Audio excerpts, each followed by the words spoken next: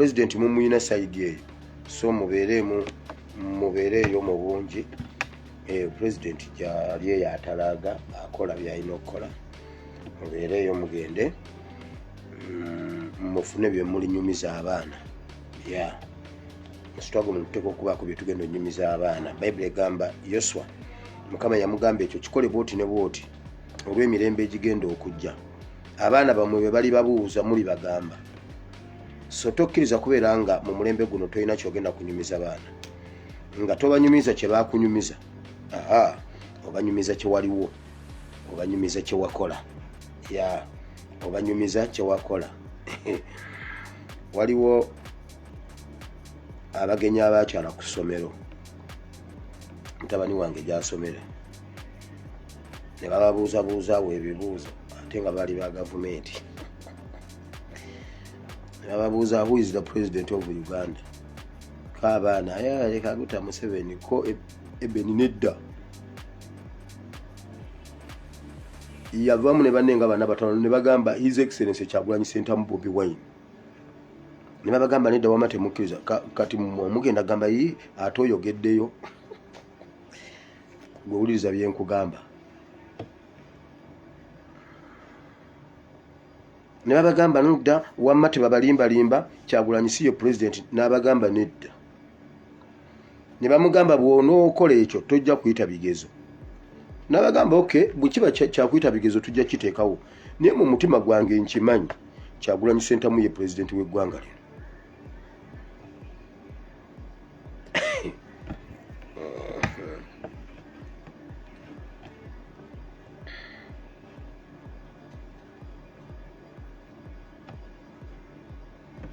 Wamaka tugende mu maaso. Kansimbewo akate tusooke tugende mu security alerts zino.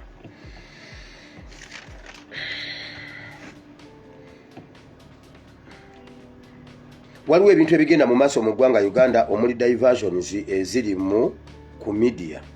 Njagala okwebaza mwena aba online abakutte ensonga enkulu ez'eggwanga era tuziremereko. Wabaddewo ensonga bbiri omuli ey'Abanyarwanda okubawa leadership mu Uganda, ate ne tubajjayo ne tubateeka mu limelights. Ne wabaawo kati nga Museveni banoonya bwe bakivaamu nekyebagirema kwe kuleeta diversions. Ekyokubiri wabaddewo fake Ebola. Waliwo fake Ebola. Fake Ebola ono amawulire agamu ngenda galekayo. Aga fake Ebola waliwo ebiina okuggwaayo ebyetoololera ku bintu bingi, era lwendi bibaleetera ndi bibabuulira kuba senga ntegulula n'enjogera ku kintu kino nnyinza okubaako ekinnemesa okuggwaayo kwa information wali weeva. Nja babuulira ku byabaddeyo mu Uganda mu entertainment biki ebyo, nja babuulira bwe natandikirawo ojja kujjukira nga tukiconnectinga ku Ebola ne ku birala. Kankomaawo kati olwokuba tubadde tubakutte entege n'amagulu ku by'Ebola eby'Abanyarwanda, ebya DR forms bikyagenda maaso, kwe kutukubamu diversions ez'obuseegu omuli ne so-called divorce eya Zari ne Shakibu.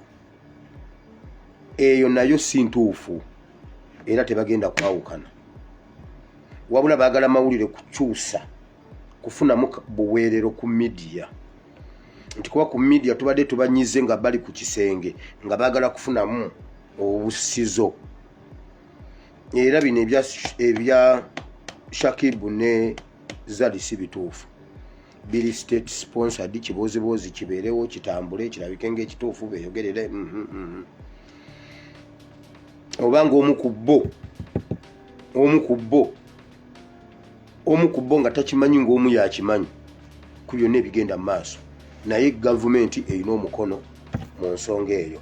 So baagala kufuna engeri gye basobola okufunamu obuweerero, bafune obusizo, n'ebyo nabyo biyite basobole okubaako bwe bakirandinga. So musigale ng'amaaso n'amatu gali ku ttaka kubanga tulina amagye agatumala. Wabawo diversion ne tugikubanga diversion, naye ate ne wabaawo amagye agasigala ku real issues. waliwo abamu abatambulira ku ngombe eri nti ebitalina makulu tetuliwa makulu. Waliwo oli agamba nti tulina amagye agamala n'ebitalina makulu katubikube tuveeyo tukomewo ku lubi n'ebirina amakulu. Kati kyonna kyekiri ezo diversions. Njagala okwongera okukuutira abaana abawala ab'ama university, abaana abawala abava mu prominent families, abaana abawala ba celebrity oba nga abayimbi ne mu bintu ebirala byonna. Abaana abawala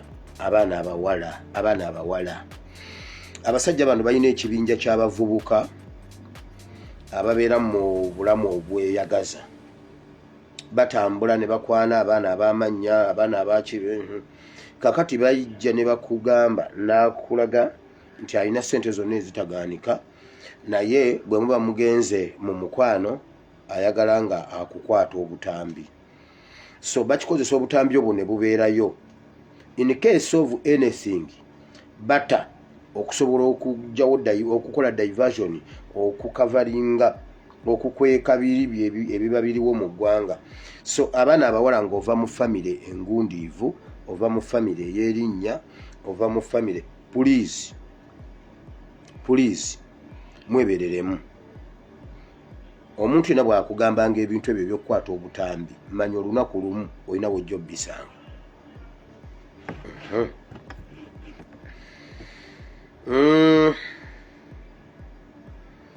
Ebirala ebiri mu bisenge by'amakolero ga Waaka, target confirmed. Parliament egenda kuluzinga member omunene very soon. Parliament waliwo omuntu ow'erinnya mu Parliament agenda okufa, oba mu government nga agenda kuyita mu Parliament, omulambo gwe gujja kuyita mu Parliament. So ba parliamentarians, government officials ne MPs mwebereremu okusinzira ku mpapula eziri ku meeza. Confirmed big person, waliwo omulambo mu Parliament ate guli prominento dead body. Prominento corpse kibaki ebisigalira oba omulambo ekimu ku byo ndowooza. Waliwo omulambo omunene mu Parliament oguwunya, simanyi oba gwa speaker, simanyi oba gwani, naye weeguli. Target confirmed. Waliwo ebizimbe bisatu bye bateesezzaako,